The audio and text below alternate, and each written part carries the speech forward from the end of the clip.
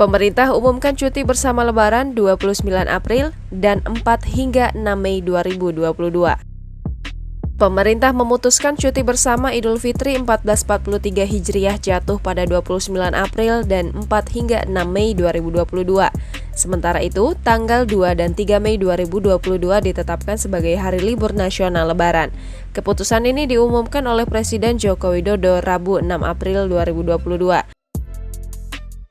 Keputusan mengenai cuti bersama ini akan diatur lebih terperinci melalui keputusan bersama menteri-menteri terkait. Jokowi mengatakan cuti bersama dapat digunakan untuk bersilaturahmi dengan orang tua, keluarga, dan kerabat di kampung halaman. Namun, ia mengingatkan masyarakat agar tetap mematuhi protokol kesehatan lantaran pandemi virus corona belum usai. Selain itu, Presiden juga meminta masyarakat segera melengkapi vaksin COVID-19.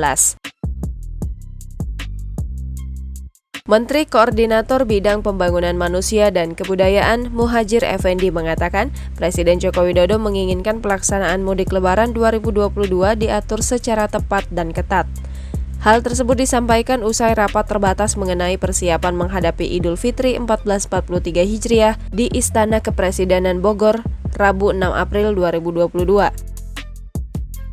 Dalam rapat kabinet tersebut, Muhadjir mengatakan terdapat beberapa hal yang dibahas terkait mudik Lebaran 2022, termasuk di dalamnya persiapan mudik, penyaluran bantuan sosial, serta peningkatan cakupan vaksinasi dan kebutuhan vaksin di wilayah asal atau tujuan mudik.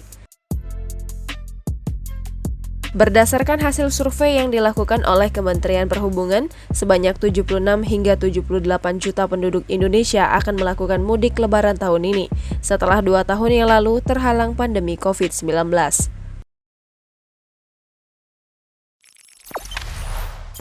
Jangan lupa subscribe, share, komen, dan like ya!